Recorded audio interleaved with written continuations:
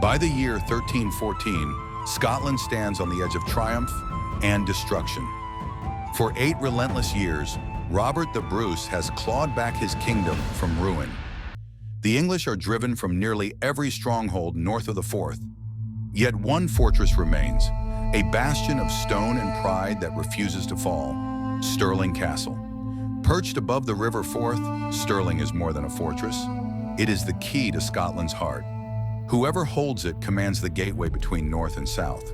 For Bruce, its capture would mean legitimacy. For England, its loss would mean humiliation. The castle's warden, Sir Philip Mowbray, trapped and desperate, strikes a fateful bargain with Bruce's brother Edward Bruce, who leads the siege. If no English relief arrives by Midsummer's Day, Mowbray vows to surrender. It is an honorable agreement, too honorable as it turns out. The deal reaches England like a spark to dry tinder. King Edward II, desperate to prove himself worthy of his father's legacy, seizes upon it. A victory at Stirling could redeem years of military embarrassment and secure his crown among his restless nobles. He cannot ignore Mowbray's plea. His pride demands war. So begins the greatest gamble in Scottish history. In early spring, word spreads across Britain. The English king is raising a massive army to march north, an army unlike any seen in generations.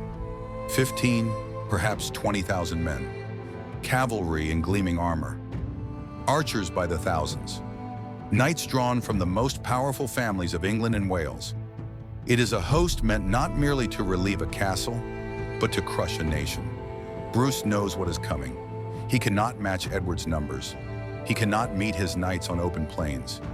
Yet he will not abandon the siege. Stirling is more than stone. It is a symbol. If it falls, Scotland is whole. If it stands under English banners, Bruce's years of struggle could unravel in a single season. He calls his commanders, his brother Edward, Thomas Randolph, and James Douglas, the Black Douglas, feared even by English soldiers. Together they prepare not for a siege, but for a reckoning. Bruce studies the land like a general and a gambler. He knows that Stirling sits between bog and river, that the Bannockburn, a narrow stream flanked by marsh, will slow cavalry and scatter formations. Where Edward sees a battlefield of glory, Bruce sees a trap waiting to be sprung. But even as Bruce sharpens his plans, dissent brews among his own. Some lords fear annihilation. They whisper that the English host is too great, that Scotland's luck cannot hold forever. Others, proud and eager, demand open war. Bruce listens, patient as stone. His answer is simple. We fight not for pride, but because there is no other road to freedom. By June, the English army thunders northward, shaking the very earth beneath its weight. The countryside trembles before its advance. To the south, English banners shimmer like a moving sea of steel. To the north, Bruce's smaller host waits in silence among the low ridges and wooded ground near Stirling. It is here, at the edge of the Bannockburn, that the fate of 2 kingdoms will be decided. Edward believes he is marching toward an inevitable victory, a final crushing blow to the Scottish rebellion. But Robert the Bruce, forged by exile and failure, knows better. He is not merely defending a castle. He is wagering his crown, his country, and the very idea of Scotland itself. The trap is set. The gamble begins. If this story fascinates you, make sure to subscribe and check the playlist. There are more epic battles and hidden histories waiting to be discovered. The summer sun of 1314 burns over the Scottish hills, gilding armor and banners alike as 2 kings march toward destiny. On one side, Edward II of England, young, proud, and untested, leads one of the largest armies ever to cross the border. He rides beneath the golden lions of Plantagenet, certain that sheer might will crush rebellion once and for all. On the other, Robert the Bruce, hardened by years of flight and loss, commands a smaller host of men who fight not for plunder or honor, but for the right to exist as a free people. The contrast could not be sharper. Edward travels like a conqueror, trailed by wagons of wine, supplies, and courtiers. His nobles, accustomed to victory on the tournament field, mock the Scots as rabble. Yet beneath their laughter hides rivalry and contempt. Edward's court is divided. His generals distrust him. His barons question his resolve. The king seeks glory to silence their doubts. but arrogance blinds him to the cracks within his own command. Bruce, by contrast, leads with quiet precision. Every step of his campaign is deliberate. He has no illusions about his odds. He knows his army, barely 6,000 strong, cannot survive a frontal assault on open ground. But Bruce also knows the land, the dips of the marsh, the choke points of the stream, the ridges that hem the English advance. Where Edward sees a battlefield, Bruce sees a trap of his own design. As the English columns approach Stirling, their confidence swells. Scouts report a small Scottish force waiting near the Bannockburn, the shallow stream that winds through mud and meadow. To the English, it seems perfect terrain for cavalry, a chance to trample the Scots under hooves and glory. They do not see the danger. Bruce's men work in silence, digging pits, driving sharpened stakes into the soil, concealing them beneath turf and heather. They form tight schiltrons, circles of spearmen drilled to hold against any charge. Each man knows his place. Each trusts the one beside him. It is not the army of a king, it is the weapon of a strategist. The night before battle, the Scots gather around their fires. There are no grand speeches, no illusions of immortality, only grim resolve. Bruce moves among them without escort, speaking softly to men who once doubted him. His words are not of vengeance, but of endurance. Tomorrow we stand not against an army, but against the memory of our fathers' chains. Across the field, the English camp glitters with torches and arrogance. Music echoes through the night, trumpets, laughter, the clatter of armor. Edward's nobles boast of the spoils they'll claim by noon. Few notice how the ground trembles faintly beneath their feet, soft from rain and marsh. At dawn, mist drifts over the burn, curling like smoke. Two kings rise to meet it, one robed in silk and gold, the other in leather and iron. The Lion of England roars for conquest. The Lion of Scotland crouches in silence, waiting for the moment to strike. Bruce has chosen the ground, the time, and the trap. Edward believes he is marching toward an easy victory, a lamb to be crowned in triumph. But by the next sunset, it will be the Lion of England who learns what it means to be hunted. The battle for Scotland is about to begin.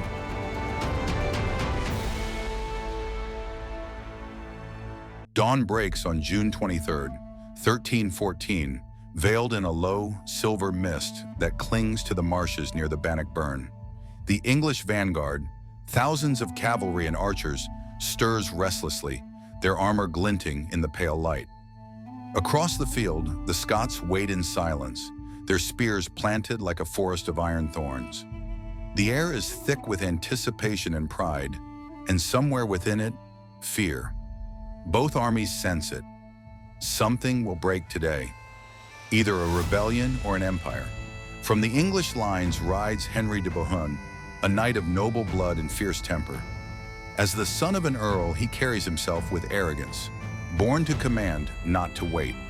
When he spots a lone Scottish rider ahead, he sees not a man, but an insult. The figure is unarmored, mounted on a small horse, wearing no crown, no plume, only a battle axe across his saddle. It is Robert the Bruce himself. For a moment, the two men lock eyes across the field, the king and the knight, predator and prey. The English lines hush as de Bohun lowers his lance and spurs his great warhorse forward, the ground trembling beneath the charge. The Scots cry out in mourning, but Bruce does not move. He waits. At the last instant, just as de Bohun's lance lowers to strike, Bruce turns his horse sharply aside. His battle axe arcs through the air, one clean, savage blow that splits de Bohun's helmet and skull. The English knight crashes lifeless to the ground, his horse galloping riderless into the fog. For a heartbeat, silence reigns. Then a roar erupts from the Scottish lines, part disbelief, part triumph. Their king, unarmored and outnumbered, has felled a champion before their very eyes. In that single stroke, Bruce's legend is sealed. His men see not just a commander, but a warrior touched by destiny. Bruce, calm amid the cheers, simply laments the broken shaft of his axe. "I have spoiled my good weapon," he murmurs, a line his soldiers will remember for generations. But the day's fighting is far from over. The English, angered and humiliated, launch a series of reckless assaults to avenge their fallen knight. The Earl of Gloucester and de Clifford lead cavalry across the narrow fords of the Burn, charging into the dense thickets of pikes. The ground, wet and soft from recent rains, betrays them. Horses stumble, knights fall, and the schiltrons close like jaws.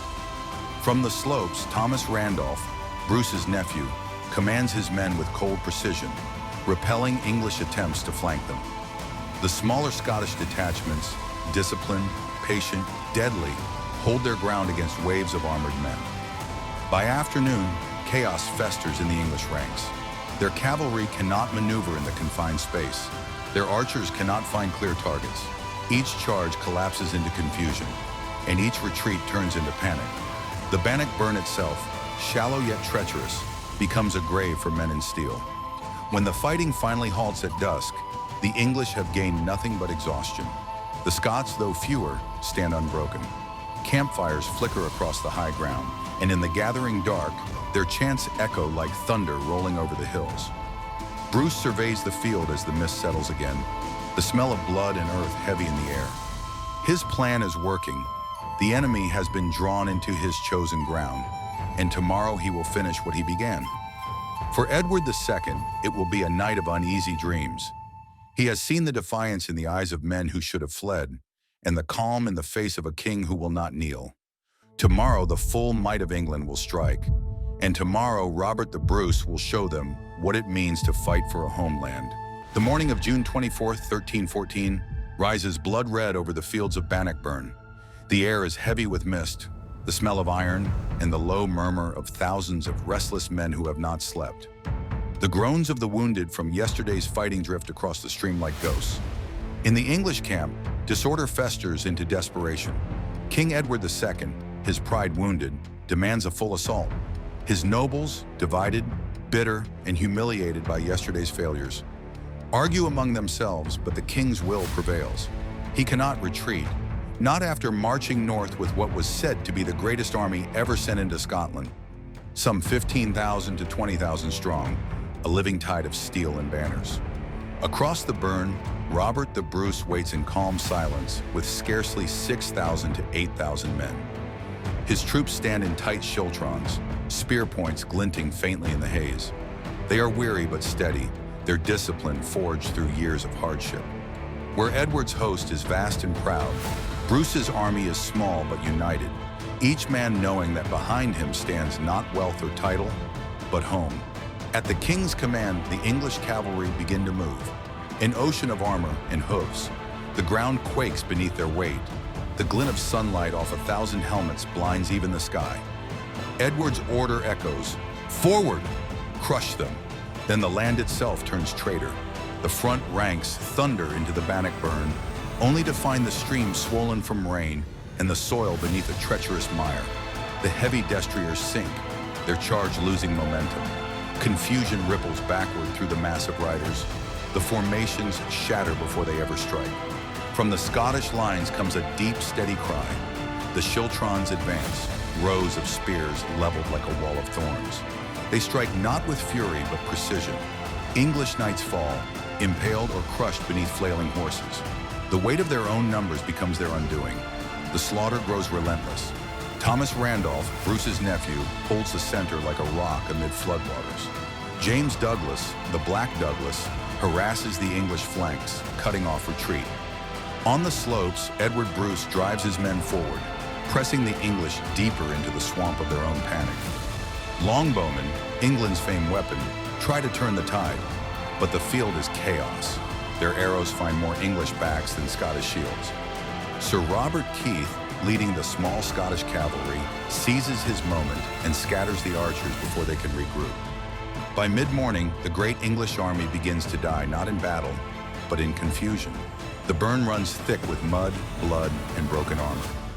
Men sink and vanish beneath the water's surface, dragged down by their own mail. The cries of the fallen drown the sound of horns. And then comes the moment that shatters the last of England's will. From behind the Scottish lines rises a cloud of dust. Camp followers, cooks, and servants rushing forward, cheering what they believe to be victory. To the exhausted English, it looks like reinforcements. Panic rips through the ranks. Knights throw down swords, soldiers flee into the Burn, trampling their comrades in terror. By the time the sun reaches its peak, the proud army of Edward II has ceased to exist as a fighting force.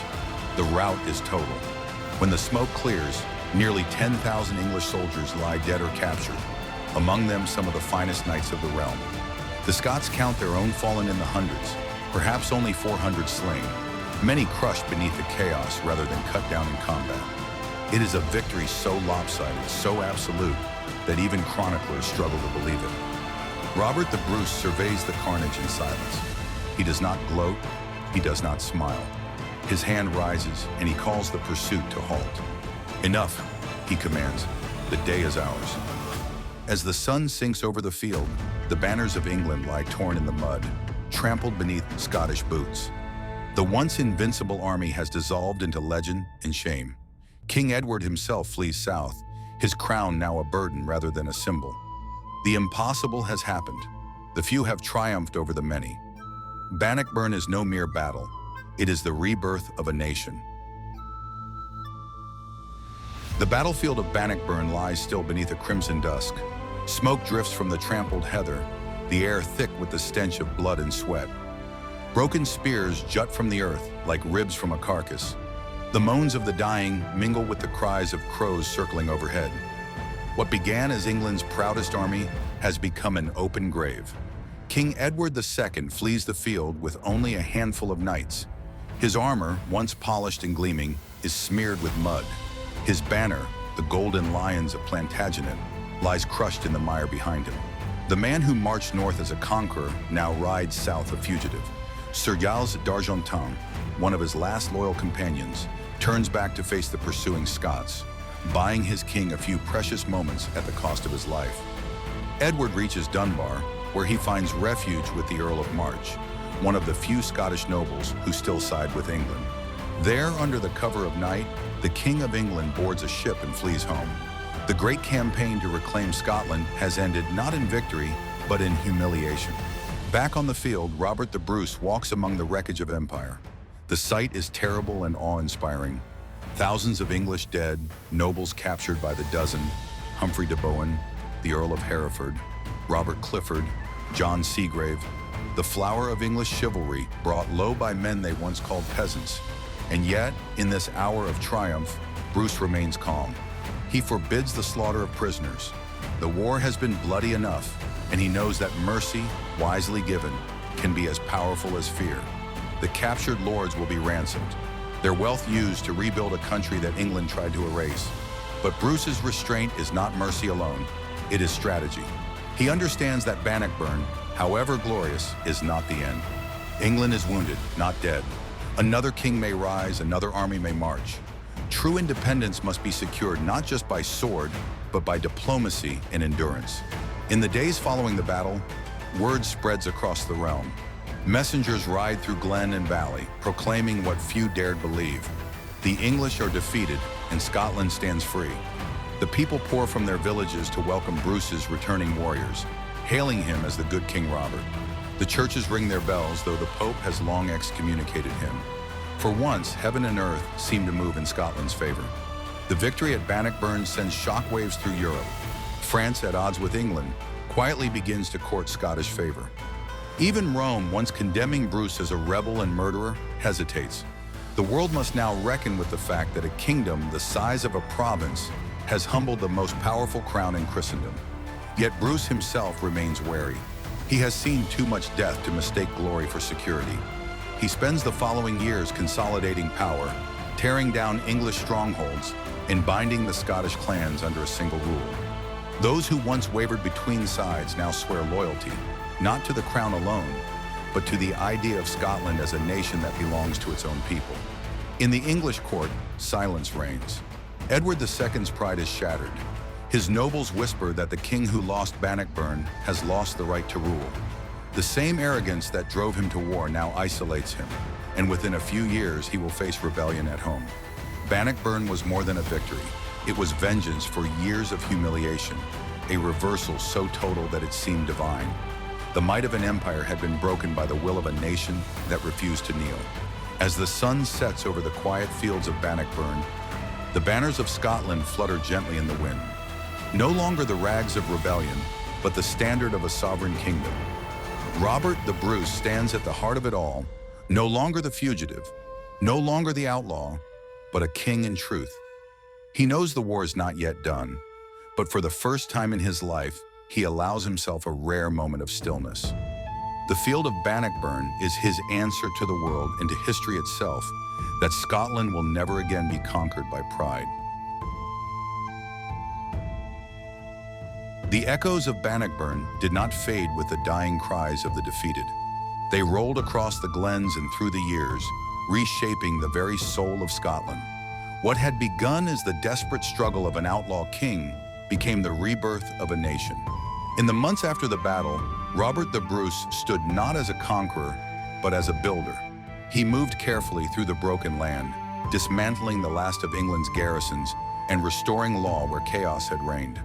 The nobles who once doubted him now bent the knee in earnest, for his victory had proven something greater than lineage or force.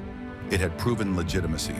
Scotland's people, long crushed under English rule, began to live not in fear, but in pride.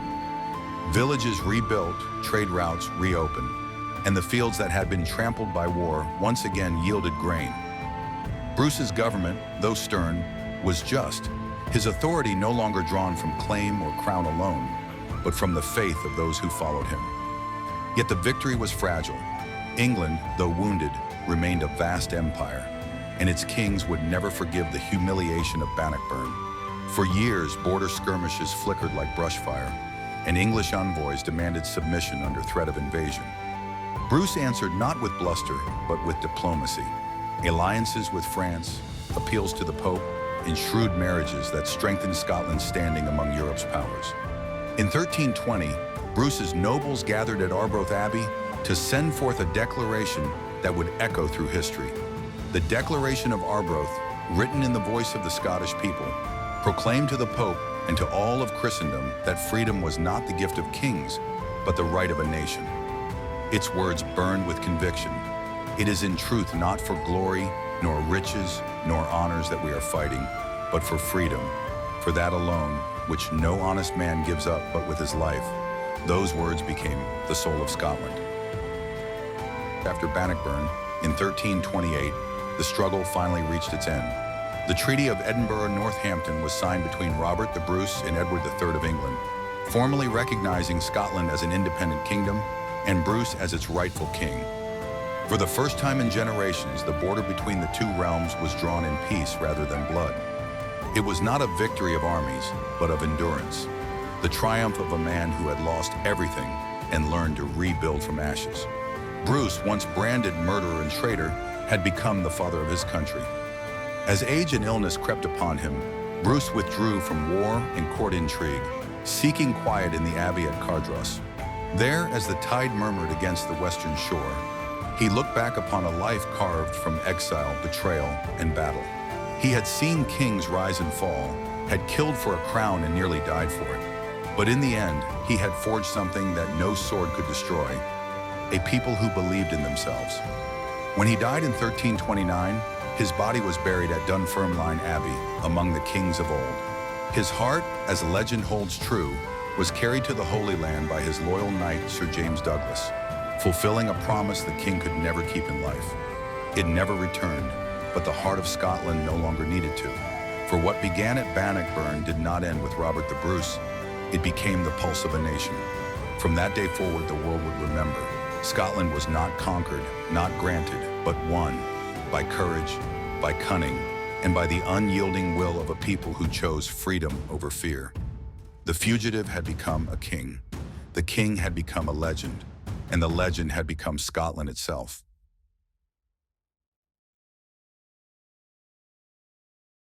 Thanks for watching. Click subscribe and dive into this playlist next. More untold stories of empires, warriors, and history-changing battles are just a click away.